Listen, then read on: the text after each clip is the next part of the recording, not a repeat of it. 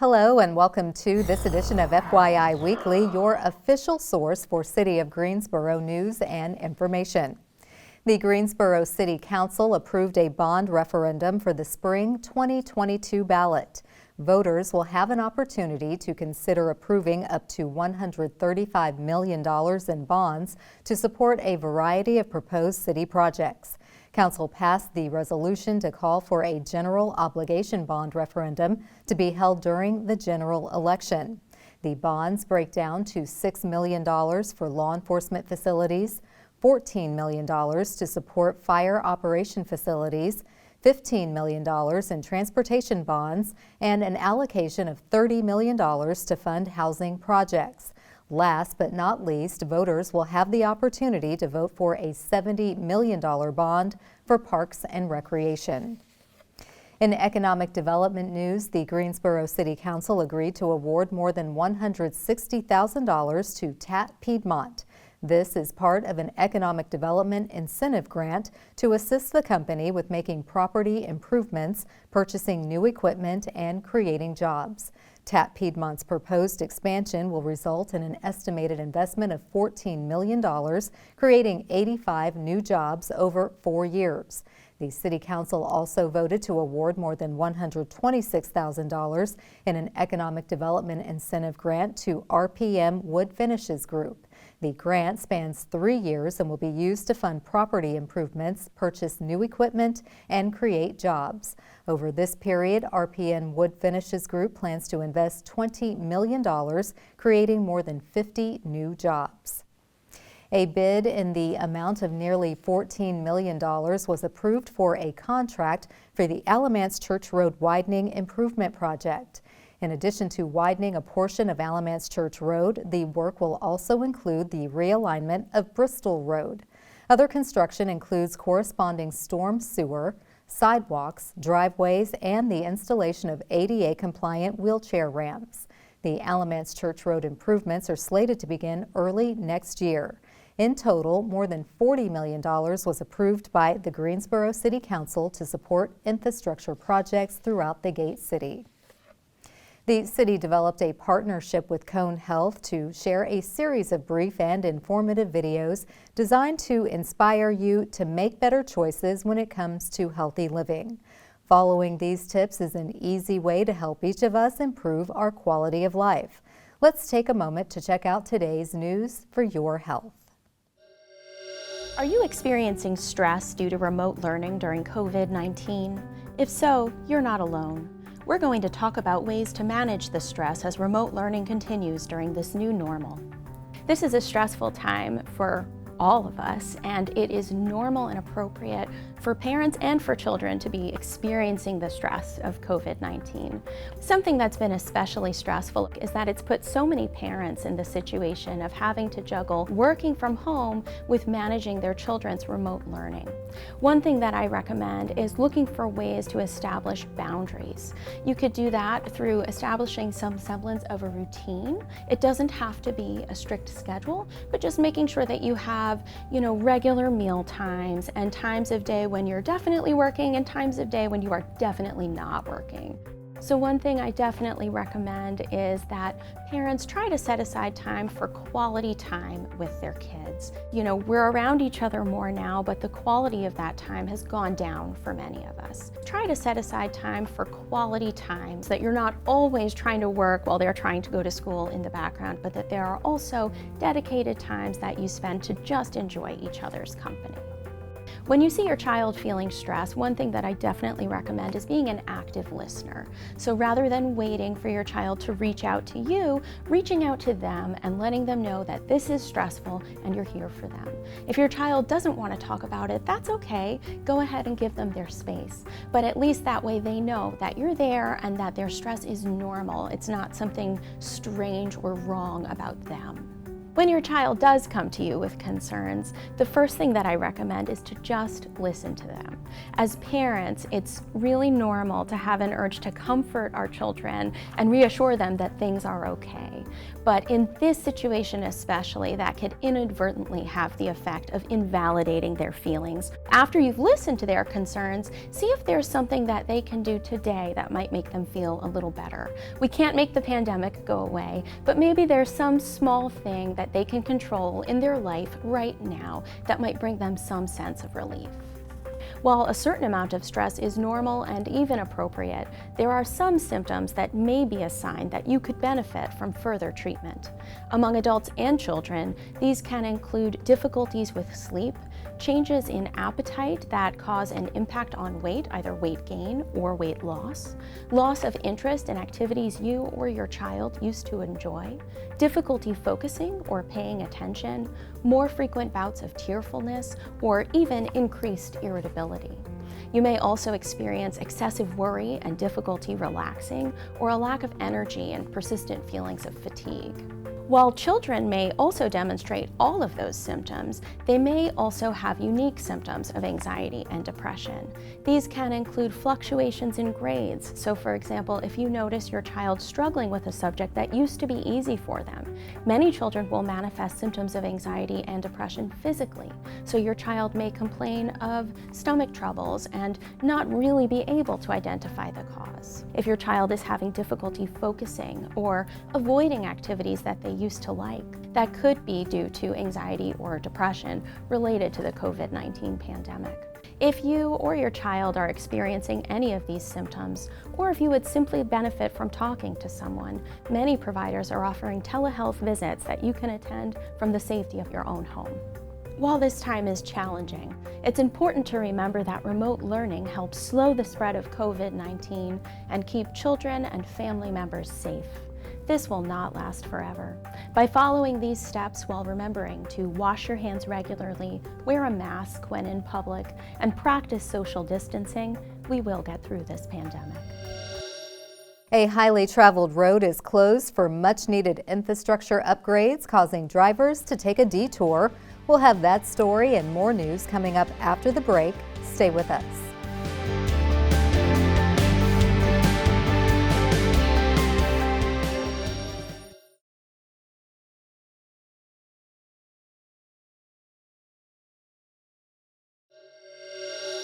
Welcome back to FYI Weekly. A portion of Bellmead Avenue will remain closed through the middle of January. The installation of new water and stormwater lines is taking place along Bellmead Avenue between Eugene and Edgeworth Streets. The area will remain closed to all traffic as part of the Eugene-Bellmead Streetscape project. Detour signs are posted. Access to the Eugene Street parking deck is still available from Eugene Street. The city ordinance for oversized vehicles parked on city streets was recently amended. The new rules include an increase in the penalties. The first offense will result in a warning. The second offense within 12 months will result in a $75 ticket. Subsequent offenses within 12 months of the first offense will result in the vehicle being towed. The fines were increased in response to complaints from residents about transfer trucks parked overnight on neighborhood streets, in some cases causing site obstructions. Under city parking ordinances, oversized vehicles are more than 80 inches wide or 30 feet in length or have a trailer. Oversized vehicles may only be parked on public streets while they are being loaded or unloaded, while they are providing emergency services, or for temporary use during active construction. To report an oversized vehicle parked on a city street, call the contact center at 336-373-2489. Greensboro is temporarily switching the drinking water standard chloramines disinfectant to free chlorination. The process is underway citywide, and the switchover will be in effect until mid-April.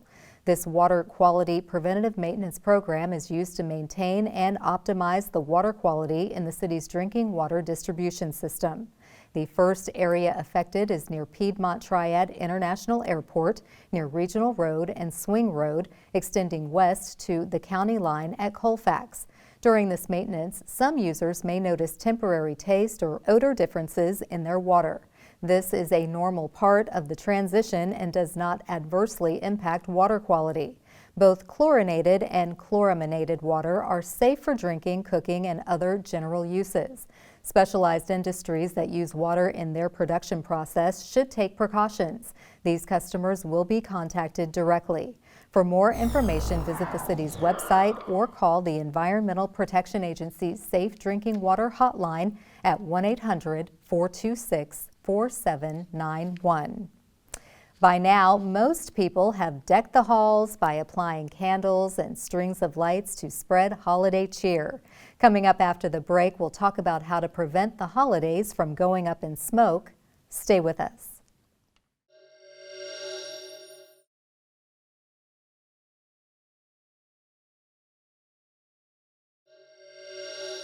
Welcome back to FYI Weekly. This time of the year, people enjoy a popular pastime of driving around to admire massive holiday light displays. Needless to say, those setups require lots of extension cords. Add to that candles and Christmas trees. Joining me now to give us a crash course in holiday fire prevention is Chief Tim Henshaw. He is the fire marshal with the Greensboro Fire Department. Hello, Chief. Welcome to the show. Thanks for having me today. Thank you for joining me. So what do you want us to know about holiday fire safety? Well, we just want you to be safe during the holidays. A lot of things are happening, decorations, cooking, candles, and we just wanted to bring some tips to you today to share with your audiences. Okay, so we're going to go down the list. How do we focus, or what do you want us to focus on with respect to preventing fires? Preventing fires is just doing things safely. You're plugging a lot of things in if you're doing outdoor decorations. Check those boxes first, make sure that they're indoor or outdoor or both, and then use them in the appropriate places, and don't use too many extension cords. That's the first problem. I think people have 10 or 20 extension cords. Yes. They've got lights on the house, lights on the trees, lights on the sidewalk, lights up the driveway. And one of the things that we probably don't do enough of is read the directions. Yes. We are switching a lot to LEDs, so you can plug more strands in. The older lights, you may only be able to plug 3 strands in together. The newer lights could be up to 15, but you won't know until you read those directions.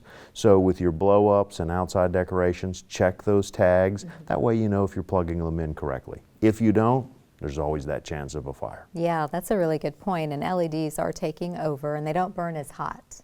Yeah, so those LED temperatures are much cooler, so if they happen to bump up against a combustible or a surface that could catch fire, they're so cool. The older bulbs that you think of from the 40s and 50s, they're burning at hundreds of degrees. So if it's touching a curtain, a costume, or some kind of artificial snow that you might use for decoration, that could start a fire immediately. Okay, now candles are really popular, and of course there's battery operated candles, but people like the natural candle that they light up and put them everywhere. So how dangerous are candles? Well, you have to remember you're bringing in an open flame, and that open flame is hot enough to start anything in your house on fire.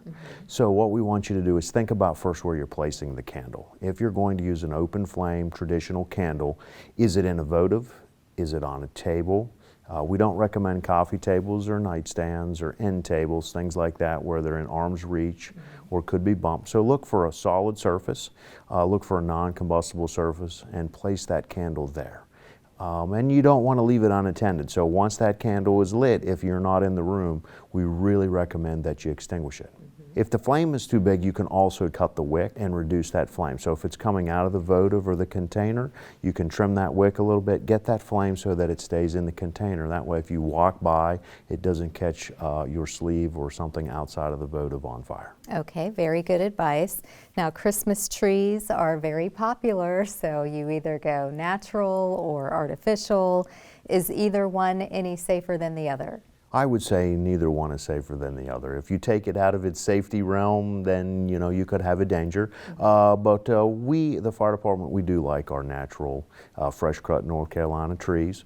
But what we recommend is when you're purchasing that tree from a vendor, have them cut that bottom off. By cleaning off that bottom and you bring it home, that first time you dip it in the water, it's going to absorb all that water, and that's what you want. You want those first few days of the tree to get lots of water, refilling that base so that the tree can be green and not crunchy. If you go to a tree farm and the tree is very crunchy and the needles fall off right there, that may not be the one for you, especially if you're going to put lights on it. That tree is dry and those lights could get hot enough to start a fire. You'll have a Charlie Brown tree before you know it.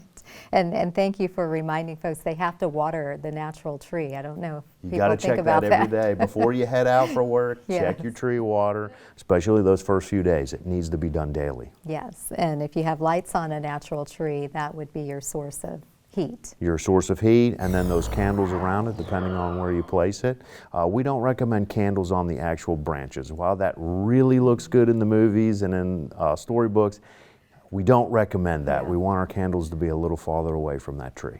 Okay, good advice. Now, food, of course, is where I'm going. Where's the best food? That's the center point of all holiday gatherings.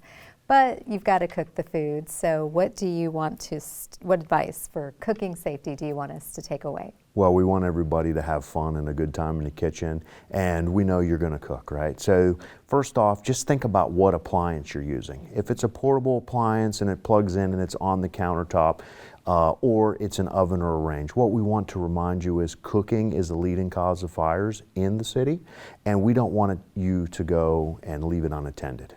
So if you have a small appliance, treat that the same as your burners on your range or your oven. Stay in the kitchen with it. And cook anything that you want. Just be present. And make sure you're using the appropriate containers for things. We have a lot of people put cardboard and plastic in microwaves or in ovens. That's a no-no. We want you to be using glassware, stainless steel pots and pans. And if you stay there with it, you shouldn't have any problems. Okay, well, Chief Henshaw, thank you for mapping out the steps so that we can make sure that our holidays don't go up in smoke. I do hope you'll come back and share other aspects of your job as our fire marshal, and enjoy the holidays. Well, thank you. You all have a great holidays too. Thank you. Stay tuned for some useful information about Greensboro as we tell you something about the city. That's coming up after the break. Stay with us.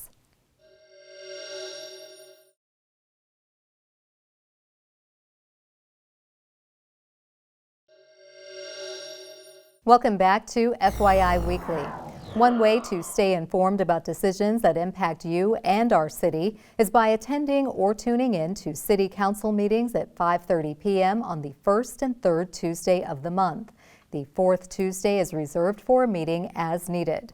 The City Council has resumed meeting in the Katie Dorsett Council Chamber on Level 2 of the Melvin Municipal Office Building located at 300 West Washington Street. The public is allowed in person, but only in a limited capacity.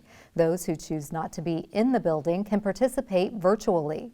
The Greensboro City Council meetings are broadcast right here on GTN. The meetings are also streamed live on the city's website and on Roku. To review the council meeting schedule and agendas, please visit the city's website. Here's an opportunity to learn a little something about the city. The City of Greensboro is investing in the remodeling of the former Regency Inn and Suites Motel on North O. Henry Boulevard to provide emergency shelter for the homeless this winter. The city granted $3 million in loan financing to aid Partnership Homes Incorporated with the purchase and remodeling of the motel. This project fully aligns with the city's mission of pursuing supportive housing strategies under the Housing GSO 10-year Affordable Housing Plan. Neighborhood Development Director Michelle Kennedy said supportive housing allows the city to take more comprehensive care of our chronically homeless and disabled residents and be better stewards of our taxpayers' dollars. Those who want to help with the transformation of the motel should contact Partnership Homes at 336-707-5289. Coming up after the break, we'll showcase our department spotlight, but first, hear from our neighbors who boomeranged back to Greensboro. My name is Tristan Bailey, and I moved back from Fayetteville, North Carolina. My name is Mary Beth Maddox, and I came back to Greensboro from Tuscaloosa, Alabama. I work at Guilford County Parks. I'm the marketing and special events coordinator. I never imagined as a single young black woman that I'd be able to afford a home on my own. I used the City of Greensboro's first-time homebuyers program to purchase my first home. I have to live in the home for 5 years, and it's forgiven 100%. Being a first-time homebuyer feels great. It really gives me a sense of independence, and I've just enjoyed really getting to put down roots here in Greensboro and also just making this place my own. It feels great to be back in Greensboro. I went to college here at A&T about a decade ago, and so much has changed in Greensboro since I've been gone. I'm the marketing services specialist at Biscuitville's Restaurant Support Center, and I also just love how diverse Greensboro is. There are so many people from different walks of life here, so I enjoy meeting people and hearing all the different stories. I came back to Greensboro because I was looking for new opportunities, and I knew I could find them here.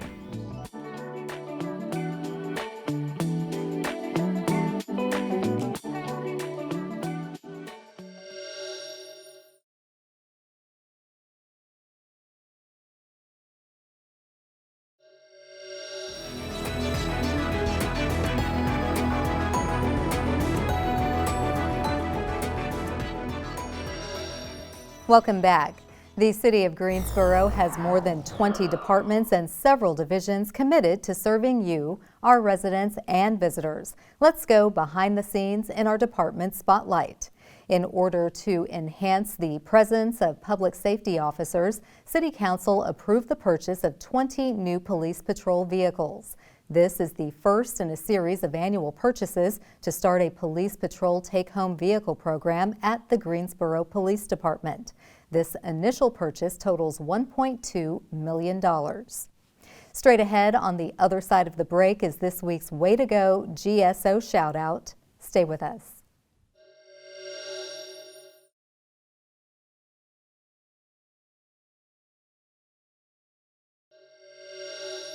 As we draw to a close, we always want to end on a positive note with our Way to Go GSO shout out. This week's shout out goes to the Parks and Recreation Department.